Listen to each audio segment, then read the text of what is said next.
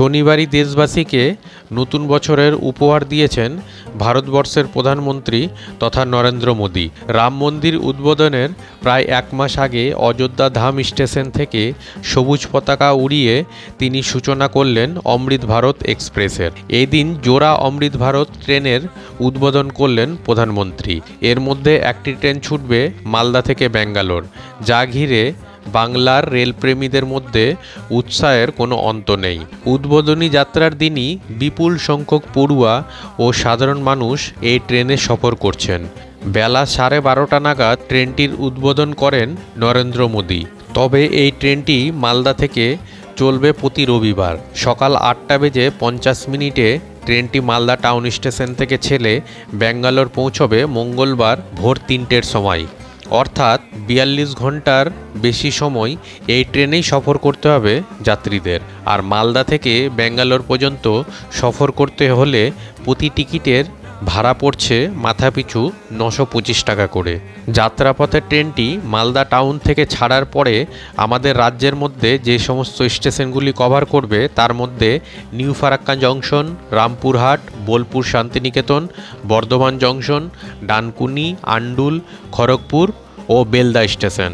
ইতিমধ্যেই আইআরসিটিসির অফিসিয়াল ওয়েবসাইটের মাধ্যমে অনলাইন টিকিট বুকিং করতে পারছেন সাধারণ যাত্রীরা। আবার ব্যাঙ্গালোর থেকে মালদা টাউন ফেরার ক্ষেত্রে রবিবার টাইম হচ্ছে দুপুর 1:50 আর সেটি মালদা এসে পৌঁছবে মঙ্গলবার সকাল 11টায়। ফেরার যাত্রাপথের সময় লাগবে 45 ঘন্টা 10 মিনিট। এক্ষেত্রে প্রতি টিকিটে ভাড়া রয়েছে 925 টাকা।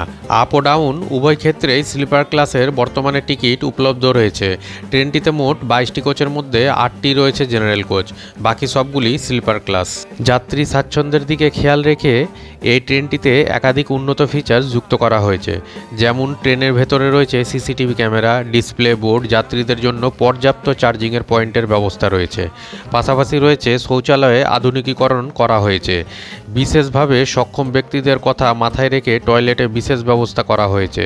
ট্রেনে আপার সিটের যাত্রীদের স্বাচ্ছন্দ্যের দিকেও নজর রেখেছে রেল। বিশেষ বিষয়টি হলো অমৃত ভারতের দুটো নতুন বৈশিষ্ট্য এটিকে অন্য ট্রেনের থেকে আলাদা করে দিয়েছে।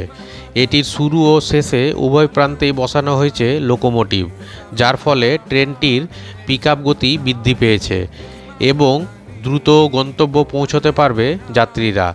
অন্যদিকে প্রথমবারের জন্য এই ট্রেনে ব্যবহার করা হয়েছে আধা স্থায়ী কাপলিং, যা যাত্রীদের ঝাঁকুনিহীন যাত্রা নিশ্চিত করবে।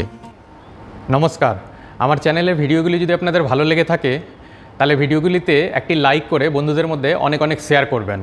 আর যদি চ্যানেলে নতুন হয়ে থাকেন তাহলে চ্যানেলটিকে সাবস্ক্রাইব করে বেল নোটিফিকেশানটিকে অল করে রাখবেন পরবর্তী ভিডিওর ইনস্ট্যান্ট নোটিফিকেশান পাওয়ার জন্য। ধন্যবাদ।